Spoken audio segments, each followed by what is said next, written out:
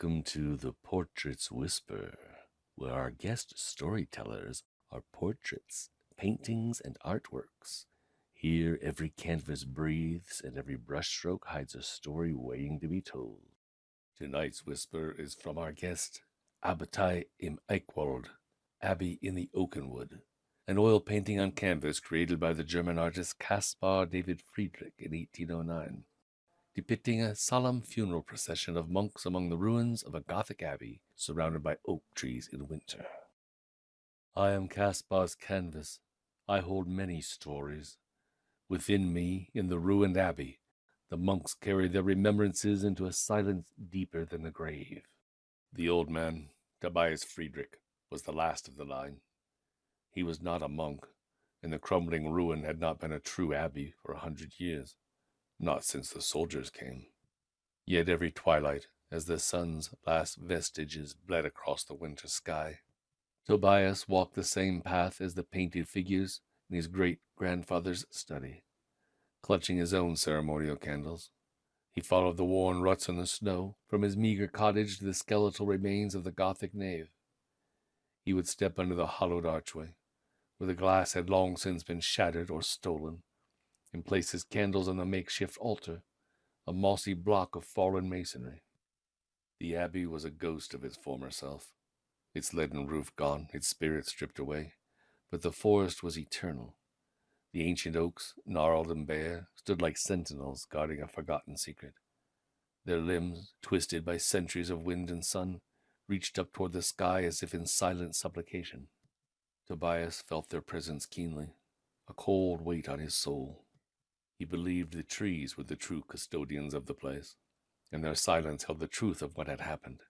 Every evening a sliver of the moon would rise, casting a pale spectral light over the snow-covered ground. That's when they would appear, not with a shout or a chill, but as a silent echo. Tobias would watch as the figures from his great-grandfather's painting, the black-robed monks with their candles and coffins, would emerge from the mist and proceed through the archway. The first time Tobias was terrified. The 100th time, he felt a kinship with them. They walked not as living men, but as memories given form, their movements slow and heavy with an ancient grief. One night, the forest was quieter than usual. The wind didn't whisper through the oaks. The snow seemed to absorb all sound. As the slivered moon rose, the monks appeared. But there was a subtle difference. Their movements seemed less like ritual and more like a search.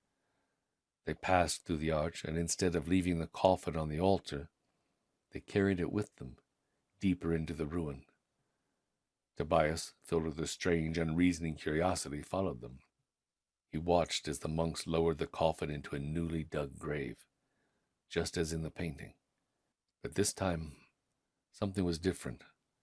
The last monk, the one who always trailed behind, was not carrying a candle. Instead, he cradled a small painted portrait in his arms. He looked at it, his head bowed, before placing it gently beside the coffin.